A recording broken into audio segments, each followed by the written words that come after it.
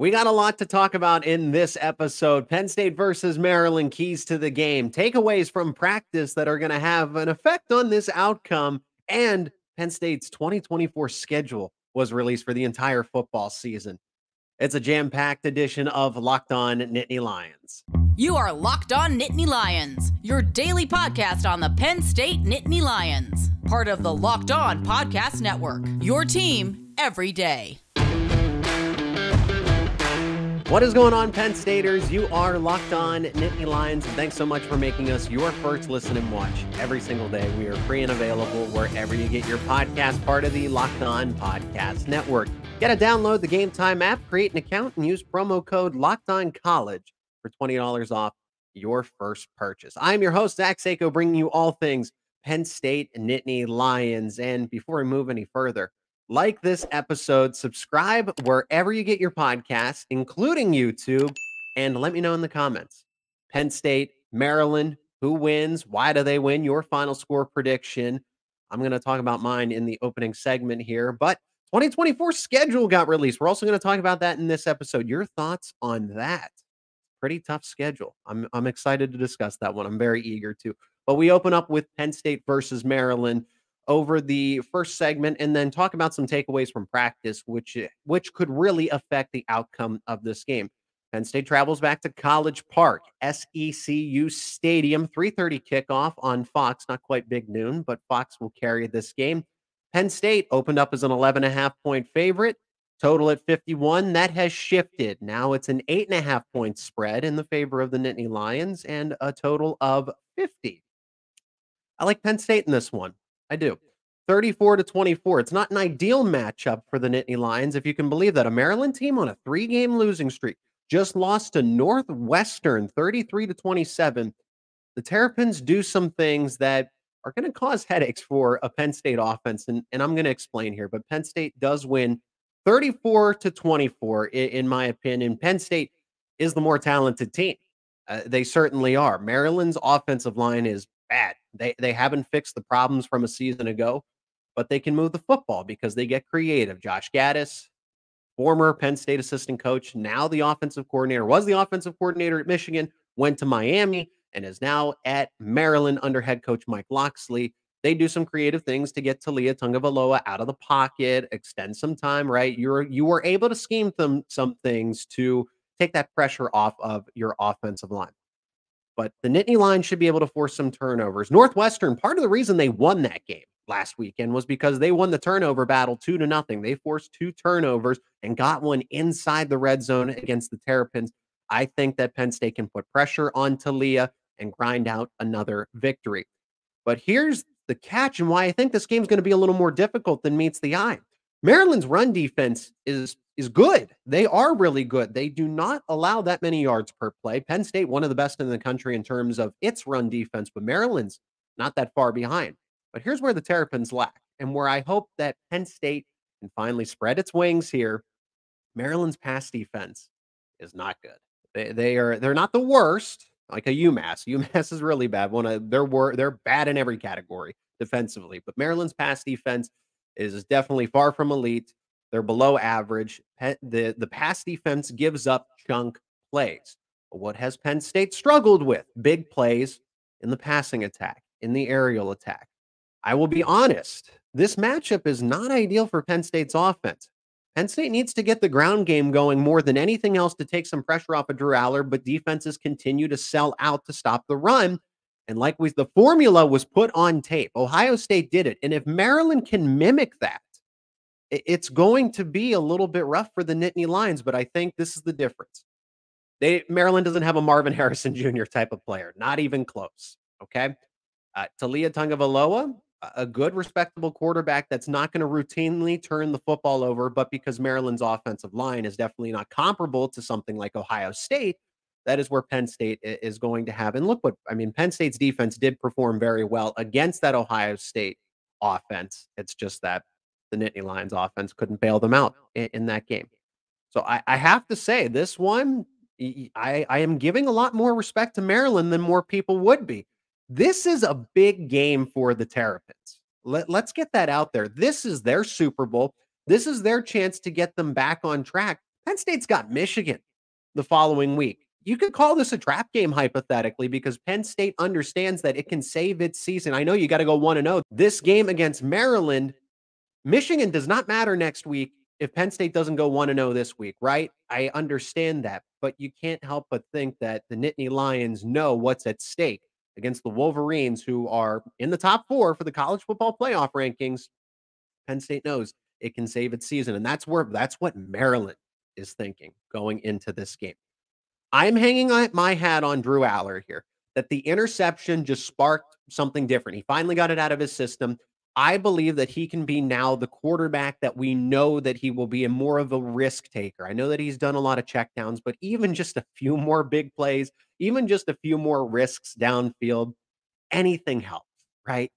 Aller almost has to at this point because you are only going to beat Maryland if you get the big plays in the passing game, right? That is going to help you a lot. I don't expect to see maybe a fearless quarterback, but someone who's going to be not as risk averse. And I'm eager to see how Drew Aller changes over the course of a week from that interception against Indiana. Penn State's just the more talented team at the end of the day. So that's why I'm taking the Nittany Lions 34-24. So they don't cover that opening spread, but they do cover the new spread, the 8.5, as the Sharps have bet it down. I guess the Sharps like the Terrapins for what it's worth. Now for keys to the game, I've got some for the Nittany Lions, and I've also got some for the Terrapins, right? I think it's fair to give the enemies a how-to on how to beat Penn State. But for Penn State, in order to win this game, I'll start with the rushing attack. For the love of God, run the football to the outside. Maryland's run defense is very respectable, but I am tired of the in-between the tackle stuff. It's not working. Inside zone hasn't gotten any better. Hunter Norzad has made some progress. He's performed better down the stretch here, but inside zone is still not working. You have Nicholas Singleton.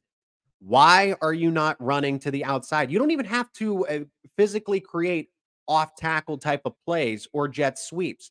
Get creative with the football. Get Nicholas Singleton, Katron Allen in space, and go to the outside, because some of Northwestern's best plays against Maryland's defense last week came outside the tackles. If you have to do jet sweeps, if you have to line up Singleton as a wide receiver, bring him in motion across the formation and just have Aller pitch it to him. Why can't you do that? Why can't we see more 21 or 22 personnel where Singleton and Allen are in the backfield at the same time? I'm scratching my head at this, why we haven't seen these formations to get a little creative. Maryland's run defense is good. You have to get creative. Go outside of the tackle. It's not worth running in between the tackles, especially if Caden Wallace is not 100%. He's been a big part of why the offensive line has been what it has achieved successfully this season. Second key for victory, pick up the blitz. That's why Maryland gives up a lot of chunk plays in its past, because they are aggressive. They got an attacking style defense. I won't go as far to say that it mimics Manny Diaz, but it's not far from it. I would say it's a shell of it. And this is my biggest key, to be honest. Maryland runs that attacking style of defense, as I've said already, but if you can get the receivers that additional time to get open, because there's going to be some single coverage on the back end, the offensive line will need to hold up. Drew Shelton had the lowest grade, according to Pro Football Focus, last week against Indiana. Is he going to be better suited if he's going to see an increased snap count with Wallace out? Wallace's best performances have been in pass protection. The offensive line for Penn State, pass pro, has been really good. It's been better than run blocking.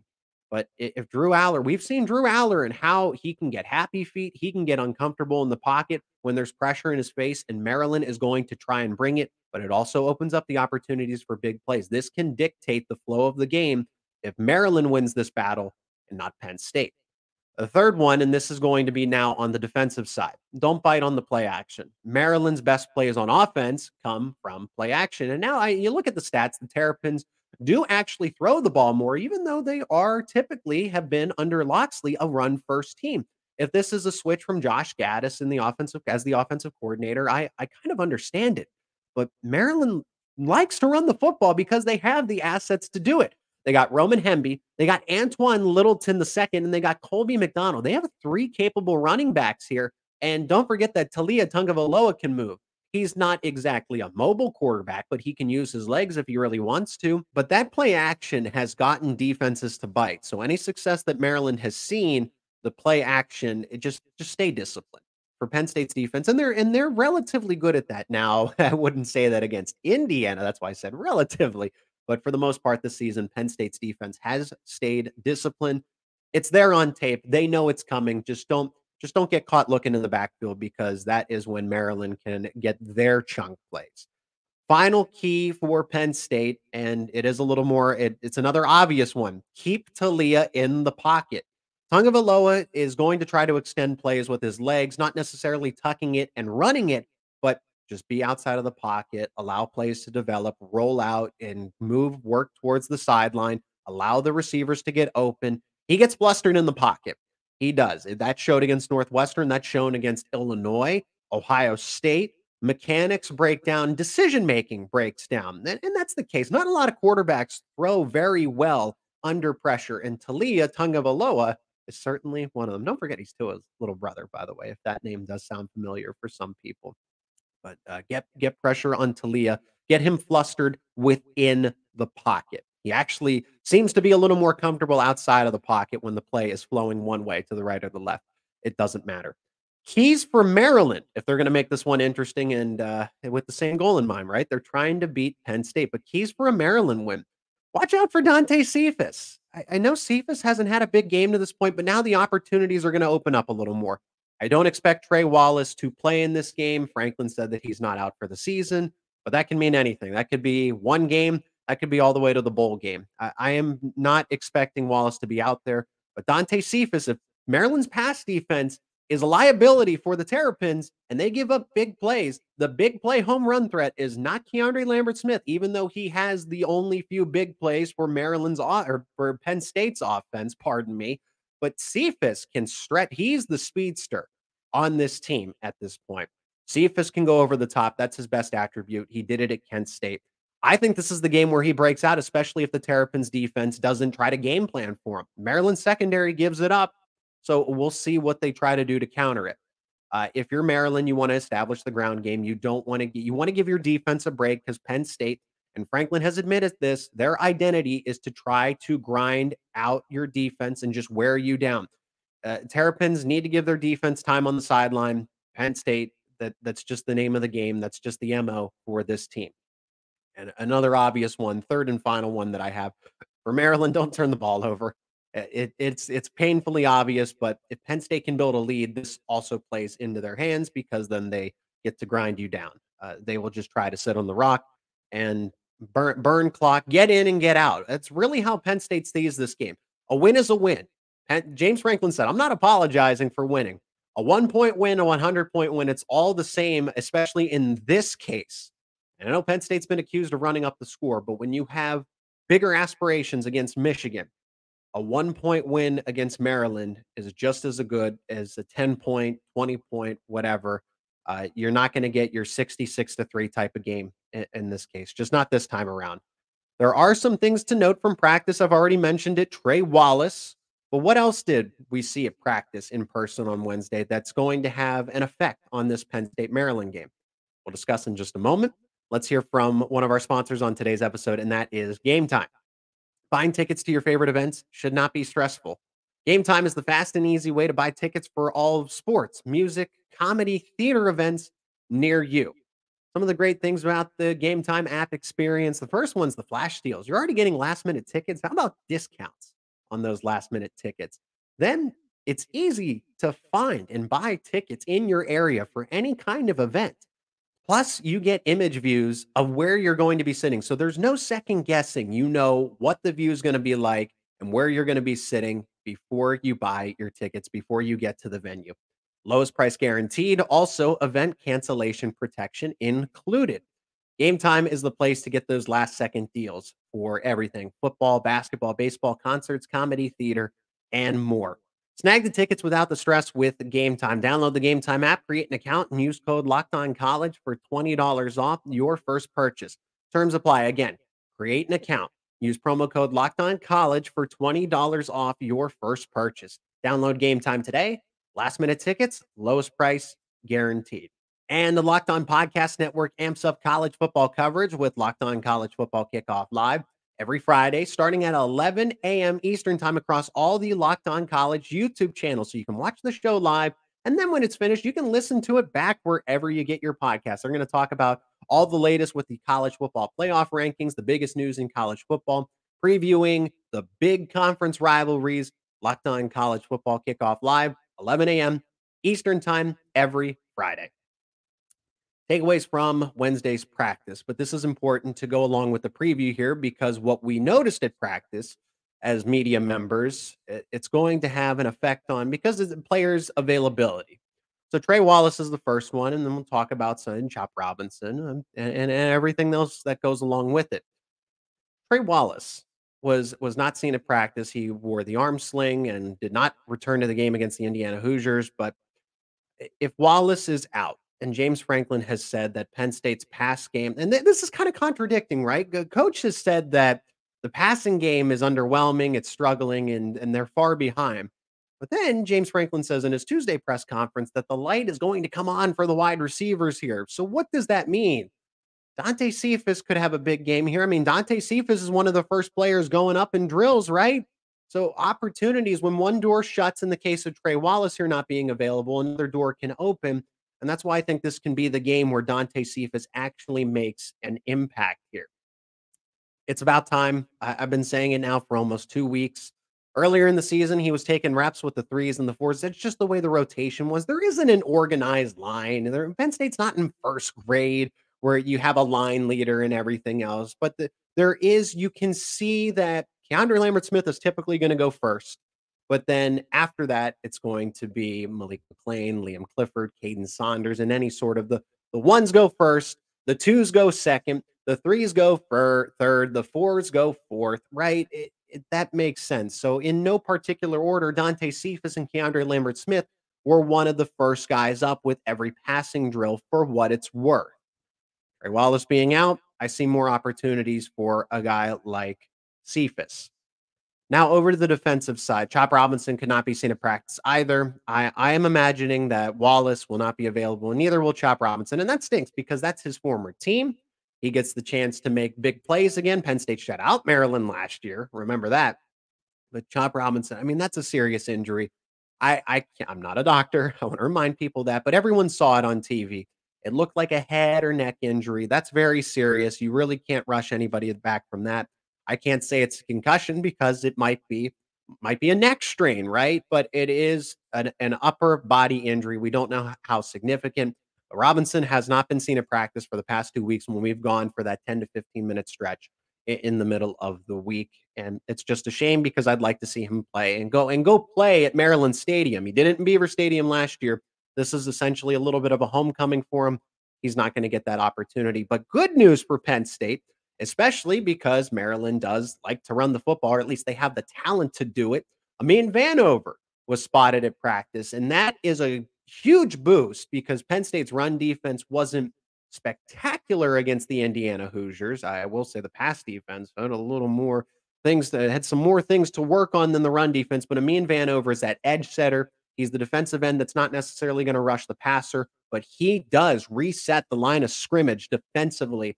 If he's back, even if he's not 100%, that does help Penn State's run defense. And I think will play a key role in this contest if he's going to see a higher snap count.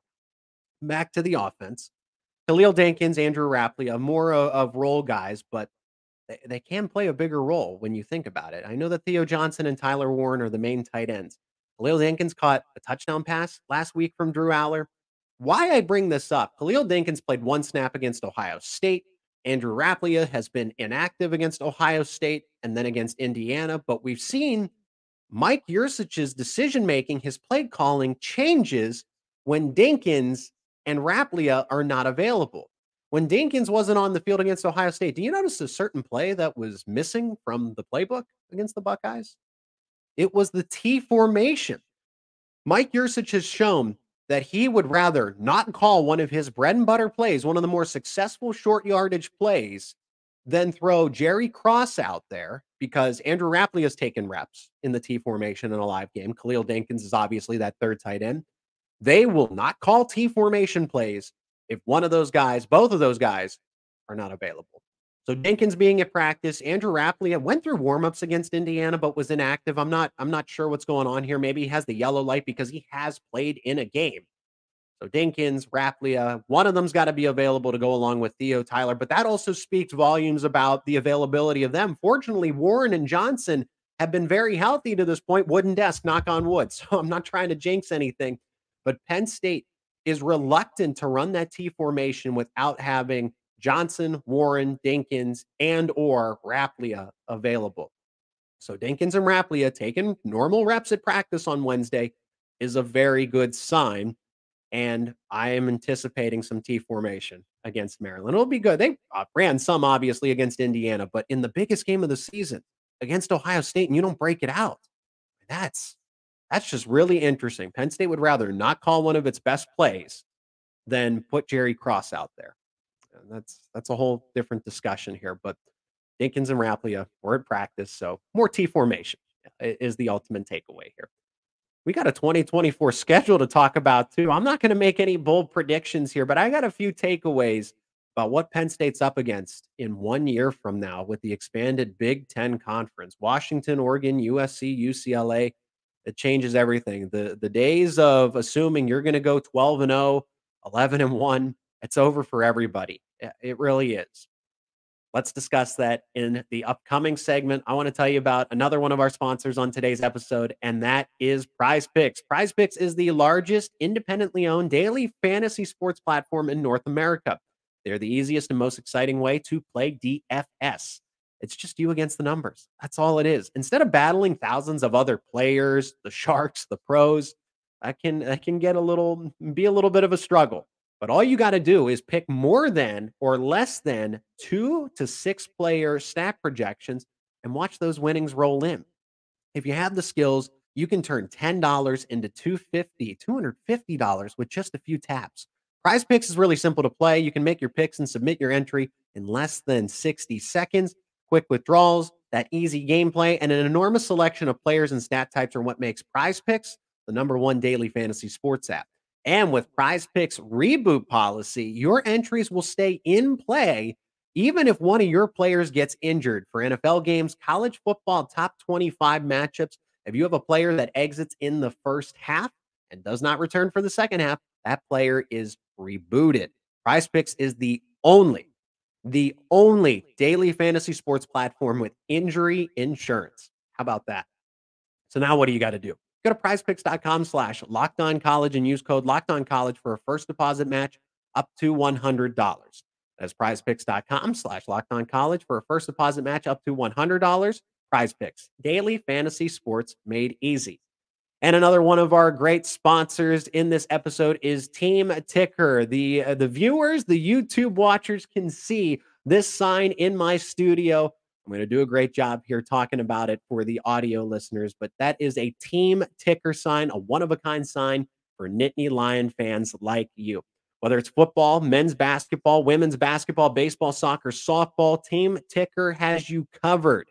Never miss a game, as the high-tech retro display provides a countdown to the next big game, as well as daily updates of the latest team news, stats, schedule, standings, much more. You can see it all there on the sign. But how do they do it? How does Team Ticker do it? Well, it's a really easy setup. You got a mobile app that connects the sign to your Wi-Fi with seamless setup. You can hang the design and have it right up and running in a matter of minutes. Each sign is officially licensed, meeting high-quality standards, and it's assembled by hand in the United States. Team Ticker is the ultimate upgrade to your Nittany Lions sports collection. Once you hang it on your wall, it's going to be the talk of your fellow Penn State fans. If you're looking for that one eye-catching item to showcase your team pride, or you're looking for a gift for that special Nittany Lion fan, go to teamticker.com and pick up your Team Ticker today. Team Ticker is a one-of-a-kind sports sign. Go to teamticker.com and get yours today to get that Penn State sign that everyone's going to be envious of. Teamticker.com. And in this final segment, let's look towards the future here. The 2024 schedule has been released. Penn State now knows all 12 of its regular season opponents in order, right? We knew just the location, who they were going to be facing in the Big Ten, but now the full 12-game slate is out. And this schedule's got an insane 5-game stretch. That is really the thing that jumps out to you when you look at this schedule. You have UCLA. Then you're on the road in Southern Cal against the Trojans, USC. You got a bye week wedged in there, but then you're back on the road against the Wisconsin Badgers. You're at home against Ohio State, and you're at home against Washington. Those are all top 25 caliber teams at a minimum. At a minimum. Ohio State's in the college football conversation. Washington's in the college football conversation. UCLA quietly is, I think they're a top 15 team. They got a really good defense this year under Chip Kelly, of all coaches, right? The offensive mastermind. Yes, USC has taken somewhat of a step back, but they'll be active in the transfer portal. They've put together some really good recruiting classes. Wisconsin's got Luke Fickell. What more do I need to say? But when you look at that, even with the bye week, Penn State does not travel out to the West Coast very often. Okay, 6-hour flights. This is very unusual. This is uncharted territory in the middle of a season for this kind of game. And then, yes, you get the bye, but then you got to go right back on the road to Wisconsin. It's not like you're playing Maryland the next week where you can take a bus. You got to fly once again. It's unprecedented. And then you come back from Wisconsin, and then you got Ohio State.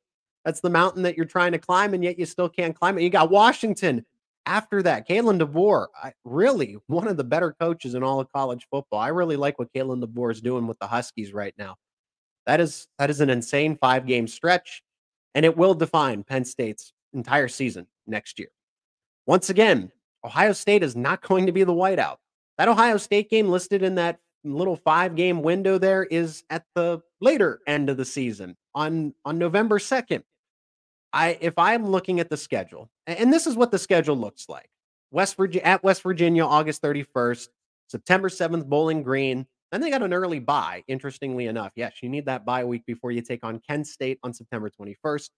At home against Illinois on September 28th. UCLA on October 25th. UCLA on October 5th. Then October 12th at USC. The bye week for October 19th, October 26th at Wisconsin, November 2nd against Ohio State, and November 9th at home against Washington, on the road at Purdue, November 16th, on the road at Maryland, November 23rd, and at home to close the season against Maryland, interestingly enough. Penn State taking on Ohio State in November 2nd, and I've talked about this. The everydayers remember this. Penn State is reluctant to schedule whiteouts in the later part of the season because weather can be very unpredictable. So which game do you pick? Well, you're not picking Illinois. I can tell you that right now.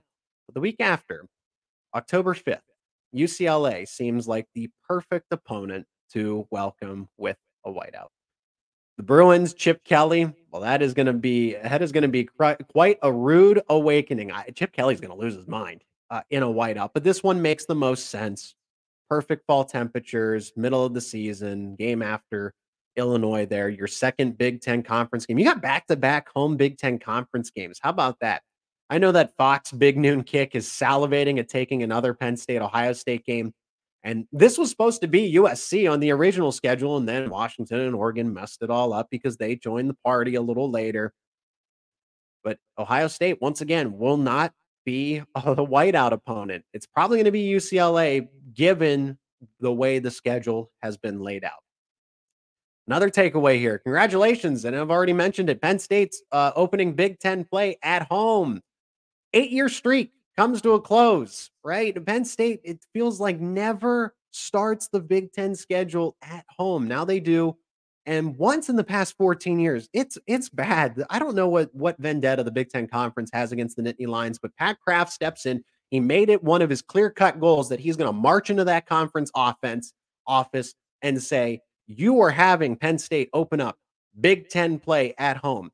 Not only did the Big Ten listen, but they had it back to back.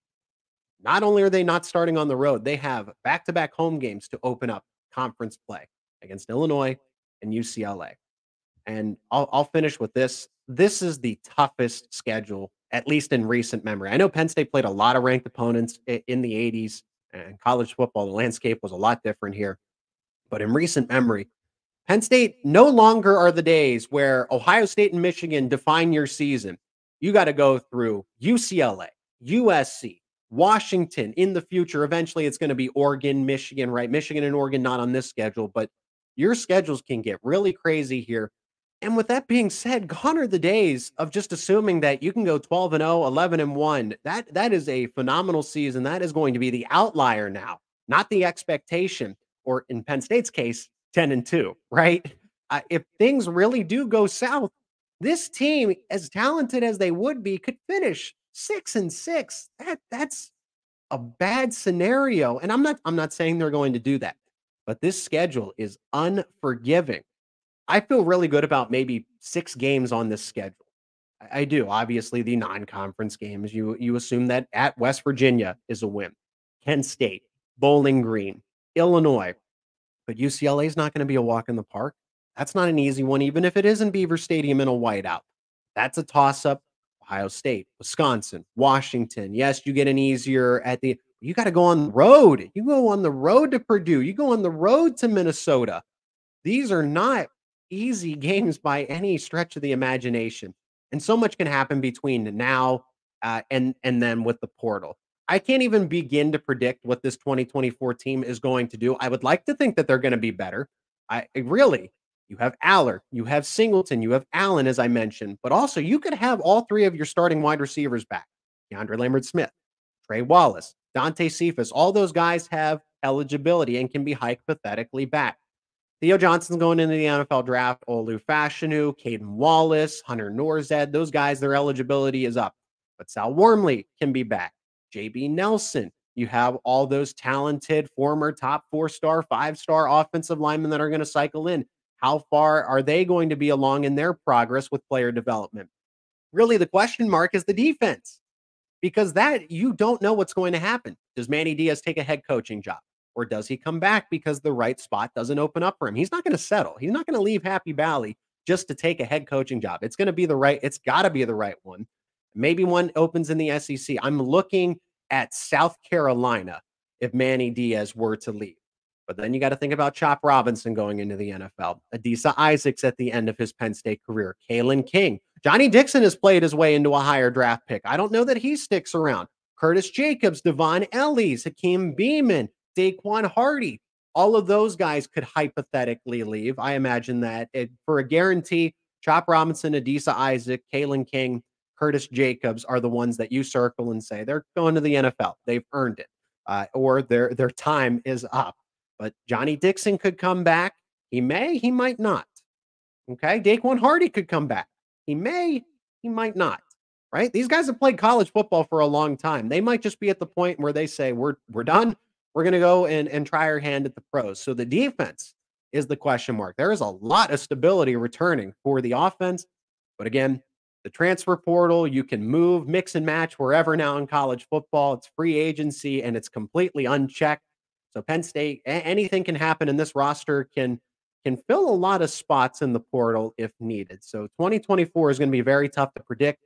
I just know that schedule is one of the toughest in recent memory, and it's going to be very difficult. Penn State going 10-2 is now going to be the elite thing to do. And don't forget about that 12-team expanded college football playoff as well.